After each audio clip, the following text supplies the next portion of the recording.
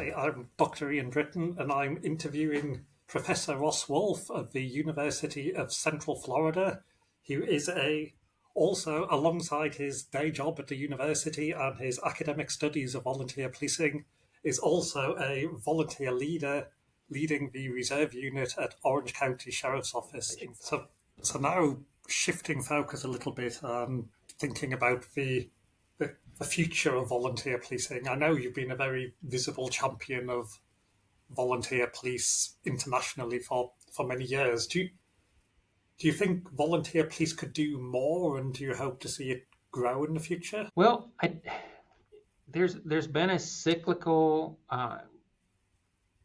number of people participating in volunteer policing. It tends to go up and down in various areas as well as worldwide, and we can talk more about that. But I do hope that there's a way we can show that volunteer policing create a better nexus between the police and the communities they serve. That people like myself who work as volunteers, but also have jobs in the community and work with other people in completely different organizations, can create that bridge between the police and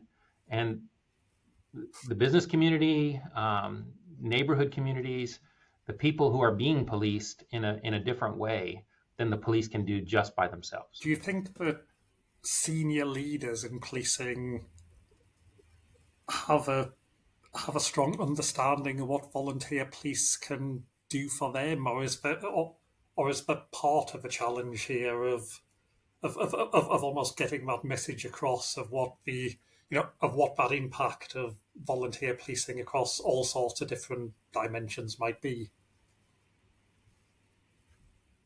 I think that my police leadership understands volunteer policing, but I think that's consistent that you talk to anybody and they say, well, I think my leadership understands, but also the general population of volunteer police feel that in general, police leadership just does not understand what volunteer police do. I think one of the problems that people tend to talk about specifically in regards to full-time leadership is trying to get the leadership to understand when they can lean on the volunteer police to help. Being at the forefront of their minds, if there's a natural disaster, the natural tendency of a police leader is to focus on the manpower of the agency. Can they call on other police agencies? Can they call on fire services or other emergency services to help in whatever this issue is? And sometimes the last thing to come to mind of a police leader is, oh, I have 80, 100, 150, 300, 400 people that I could just call on and ask them to come help me.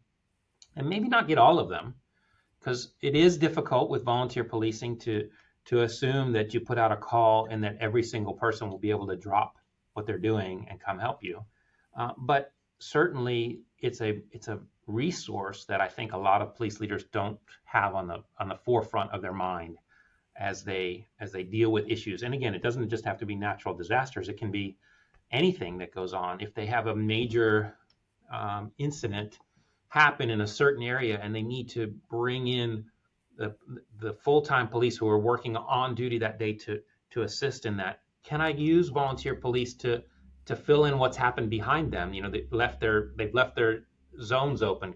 Can I call the volunteer police to say, hey, can you send about 5 guys and girls out to see if we can fill in those areas to help, so we don't have this unserviced area while this incident's going on. And I think that sometimes it's just not at the forefront of the police leadership. One of the things you mentioned earlier was that there are opportunities for volunteer police to do some paid shifts and more of a hybrid picture of that than perhaps exists in other areas of the world. Can you just explain how that works in your agency? Yes, and that's exactly what I'm going to tell you here, Dr. Britton, is how it works in my agency, because every agency, as we said earlier, does things slightly different. Even other agencies in Florida other agencies that might even be adjoining with my agency do things different than we do in some ways. And oftentimes, this type of being able to work for, or this issue of being able to work for some pay is one of those things. In the United States, most agencies, although not all, allow officers to work off-duty jobs that are coordinated through the agency. They are there's a someone who does all the coordination, and usually there's some kind of software and some way that an organization can pay the agency to have someone come out and do police work. An example might be if I am a church and I'm going to have a large festival, I might pay to have 2 officers come out for 4 hours each during the height of the festival, during the time when there's the most people there, just to have a police presence, just to make sure that everyone feels safe. As the church, I would pay the agency, and the agency would pay those officers for being there. And we call that off-duty work. It doesn't have to be just churches. It can be businesses. A business has maybe even every night they want to have an officer sitting right on their property for 4 hours a night or 8 hours a night. And they can do that, but they have to pay the agency and offer that position to someone. With the Orange County Sheriff's Office, although we have a lot of sworn personnel that are full-time, there are more off-duty jobs available than there are full-time people who can fill them. So the agency allows reserves to work those as well. And those can go from $35, $40 an hour to $55, $60 or more dollars an hour, which is quite a considerable amount of money when it comes to a part-time job. So there are a lot of reserves in my unit who do their volunteer time, and that's an important distinction to have, is that in order for a reserve to work to work an off-duty paid job, they have to be in good standing with the unit and have their volunteer hours that they are required to have, and have the training that they're required to have. But the reserves in my unit in the Orange County Sheriff's Office Reserve Unit can go out and pick up these off-duty jobs and work them for up to 30 hours a week. Right now is our limit. So there is that's quite a considerable amount of part-time work, and there are several reserves, especially those who are retired from full-time service after they've given their required amount of time not collecting any type of pay from the state or from the county. They're allowed to work those jobs as well. And we do have a lot of our former full-time retireds who work those, as well as others who work those positions. Do you think that the opportunity to work those sorts of shifts helps with the retention of volunteers? Do you think it helps with that sort of longevity of service? I do think it helps. For some people, it helps. I would say that about maybe just over 50% of the unit actually works off-duty jobs. The rest of the unit doesn't, and so I don't think it affects those people at all. There are some people who just, myself included, who just don't have the time to work off-duty work and get paid extra for those jobs. But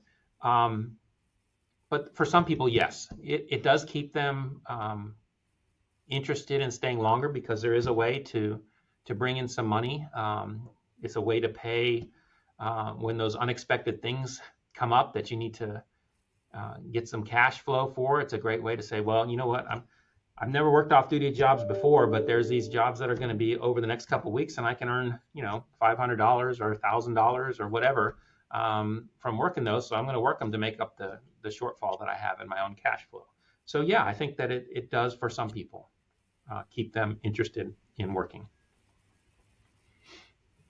You've got a lot of years of experience of being a senior leader in policing, but in that distinct sense of being a volunteer and a leader, can you just give us some sense of what that space feels like, the space of being a volunteer leader in policing, and how do you think it differs from a paid service leadership role in law enforcement? Well, the obvious answer to that question, Dr. Britton, is that I don't get paid, so they can't make me come in for something and make me work a duty assignment. Um, Although there are times when it's really, really, really strongly encouraged because we need people, and we do everything we can to go work for the agency. But having come from full time, the biggest difference between being a volunteer police officer and being in full time for me is that um, I don't have to get up and do this every day, 40 hours a week. I do it when I want to do it. I do the minimum or much more if I desire to do much more, and I work um, to to to keep up my interest in policing, and I'm not doing it to earn a paycheck. And I think that in some ways that makes a different individual who's out there doing the work of policing. Um, we have all the same training, we have all the same um, certifications as our full-time counterparts, but sometimes we have different experiences that allow us to respond to things differently than our full-time counterparts do. Sometimes it's helpful, and I think that our full-time colleagues enjoy having us for those reasons. One of the problems with being part-time is that you can get rusty on certain things. You can get a little out of date on what form do I use on the computer for this type of incident, or what do I do with the evidence. They just changed the evidence procedure. How do I turn it in now? Where does it go? What forms do I have to do? How do I, when I arrest somebody, oh, they're not taking paper anymore. They have to do everything by sending it in on the computer. How do I do that? So those kinds of things can get difficult for a volunteer who's not out there working as much as our full-time counterparts, and can sometimes be a problem to our full-time counterparts who think that, oh, they know what they're doing, so they let us move forward and go ahead, and then we end up asking a lot of questions. In many places around the world, sadly, volunteer policing seems to be shrinking in numbers at the moment. And you reflected before about a bit of a sense of this being a cyclical thing over time. But what do you think might be drawing those numbers down? And I'm particularly interested in the United States context and some of the challenges which US policing may have in terms of recruiting all personnel. Do you think that that's reflecting into your volunteer context as well? The short answer is yes, absolutely. I'm going to give you a little more detail. I serve on several national committees in policing, and every time we have met in the past several years, recruiting is a major topic of discussion and a major concern for police leaders throughout the United States. That's for full-time personnel. But I often bring up the issue of recruiting for volunteer policing as well, because it is an issue. We are experiencing a downturn right now in the number of people interested in being police officers in the United States. Some police organizations have managed to get around that by offering more money, by offering more benefits, which are all positive things to get police officers to join an agency.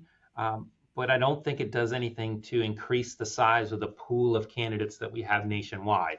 Those types of hiring events or hiring things that are going on pull people from other places and bring them into an agency that's able to have the resources to do that kind of hiring. With volunteer policing, we don't have that option. We don't have that opportunity to pay individuals more money to come be a volunteer. However, I do think that sometimes some agencies, when they look at their volunteer programs and ask themselves, why aren't people doing this? Some agencies can find that maybe they are not giving enough attention to giving volunteers the training they want to be able to do the type of work that they want to do as a volunteer. So some agencies may say, well, all our volunteers are leaving. Well, it's possibly because you only train your volunteers to do these things and they want to do these other things, and you're not training them to do that. Well, maybe we don't want them to do all those things. Well, train them for the ones that you do want them to do so they can be more involved. I think one of the reasons that Orange County Sheriff's Office has been successful in staying fairly, well, we did take a dip in our numbers, but have come back up quite a bit.